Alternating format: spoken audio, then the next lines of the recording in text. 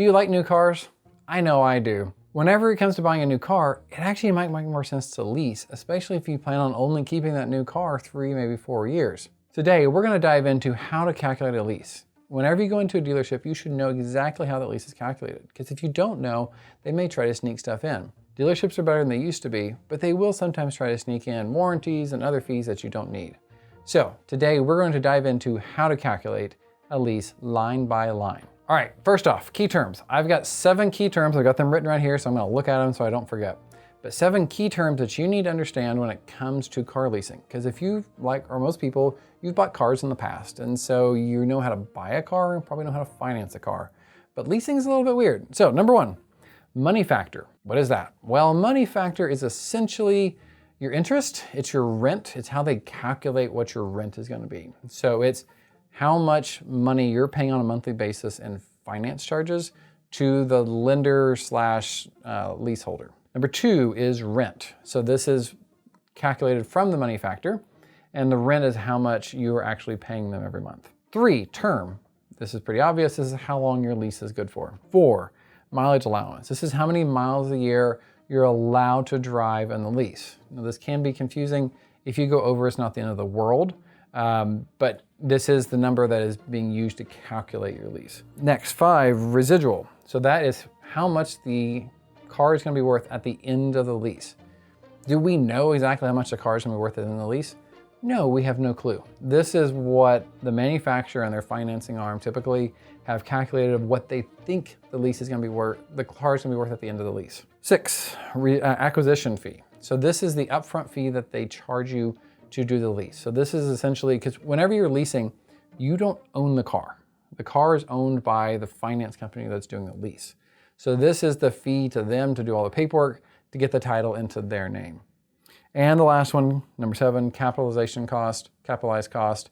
This is how much is actually being financed, essentially. This is how much, this is what our numbers are all gonna be based off. This is the main number that you're gonna be looking at when it comes to calculating your lease. So, enough definitions, let's dive straight into how to actually calculate the lease.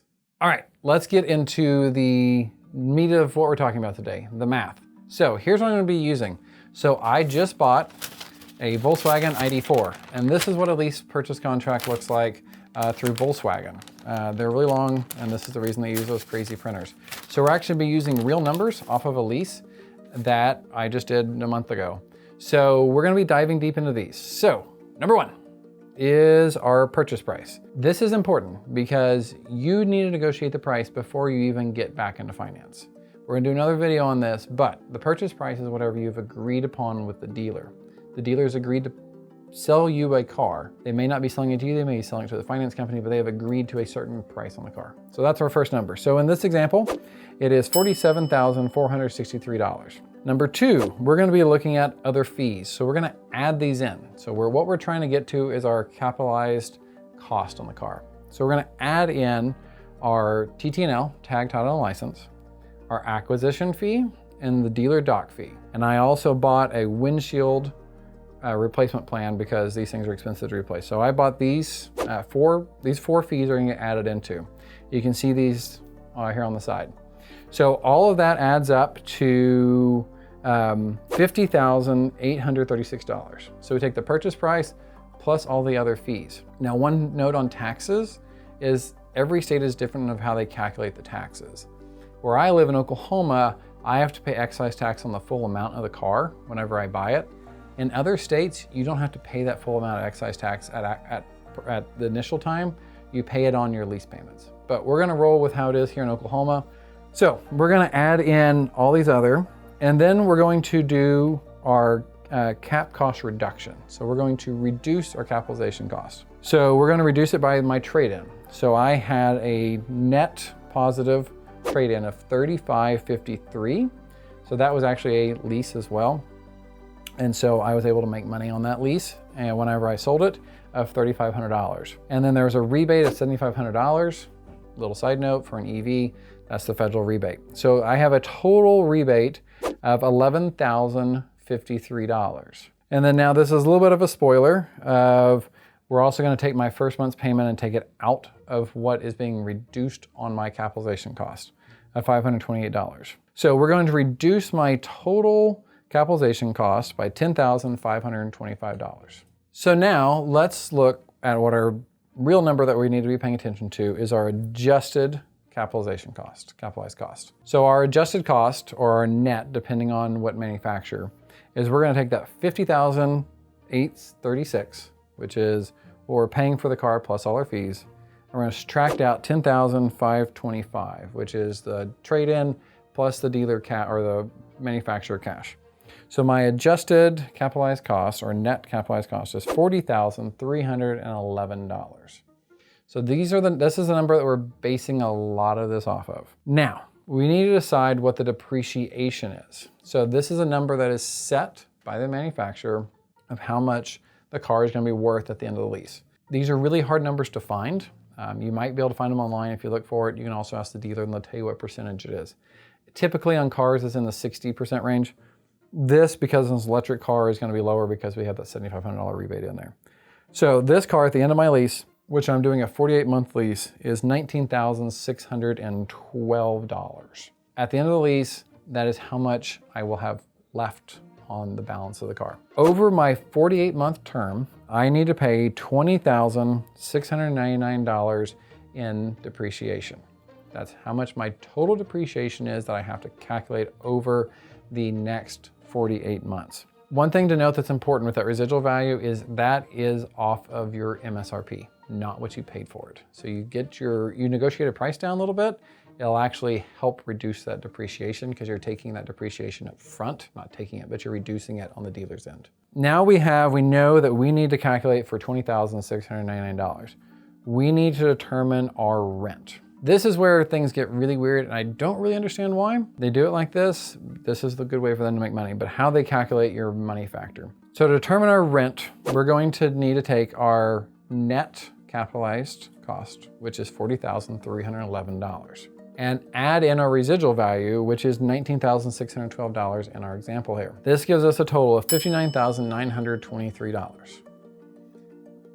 Now you're gonna take the money factor, which you can get from the dealer, you can find this online.